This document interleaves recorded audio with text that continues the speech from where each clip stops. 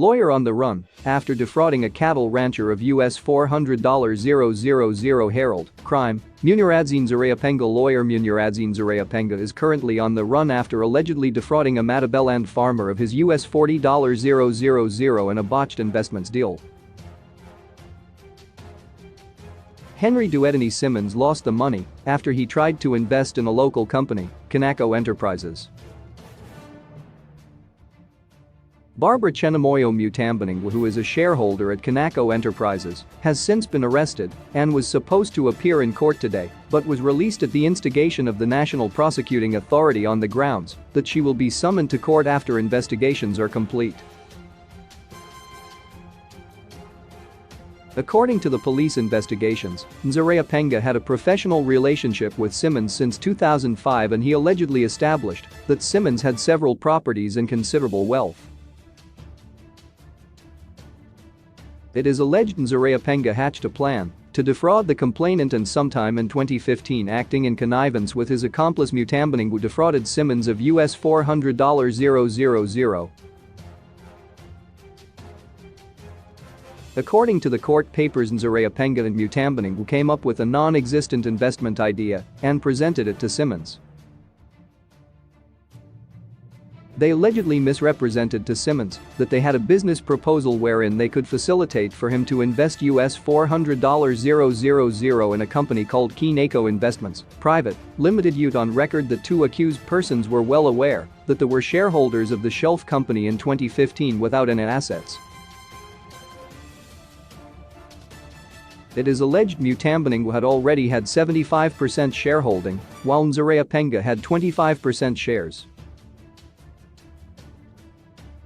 The complainant Simmons, acting upon misrepresentation made by the two accused persons, he deposited US $335,000 into Dube Band and Nzarayapenga law firm HBC trust account number $1,027,520,510,150, which was supplied to him by Nzarayapenga, and paid the remaining US $65,000 cash to the accused persons.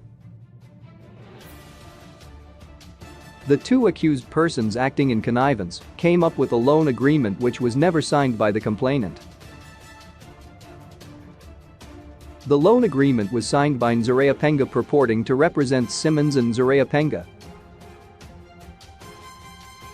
The duo also indicated that they will change the paperwork to give Simmons 70% shareholding.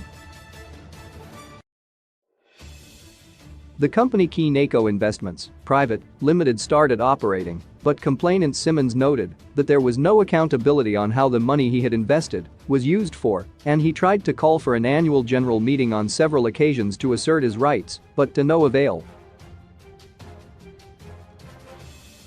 The complainant engaged the accused persons, but they failed to issue him with any proof of shareholding or to acknowledge him as a shareholder.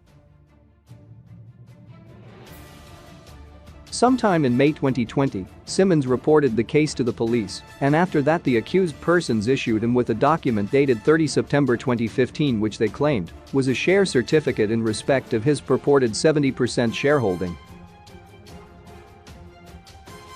Allegations are that Mutambaningwa sent an email dated 18 June 2020 to Nzarayapenga instructing him to issue the share certificate to Simmons. This led to Simmons withdrawing the case before any arrest was made, with the belief that he would now have access to and control of the company as the majority shareholder. A deed of settlement was signed between complainant and the accused persons, but complainant later realized that he had been given a document that was not actionable after the accused persons continued to refuse him access to the company. Simmons continued trying to engage the accused persons to call for annual general meetings so that they would resolve the accountability issues, but with no joy, and he approached the High Court seeking an order compelling the accused to call for an annual general meeting. In their response to the High Court application, the accused persons indicated that the complainant Martin Henry Duetini Simmons was not a member in the company Kanako Investments Private Limited, and this led Simmons to realize that he had been duped to invest US $400,000 in order to get 70% shares in the company, and he made the report at ZRP Harare Central. The case was later transferred to ZRP Commercial Crime Unit, where it is being investigated. According to the court documents, the deposited money was used for unknown purposes which were not authorized by the complainant. The accused persons failed to account for the total of $400,000 paid by Simmons.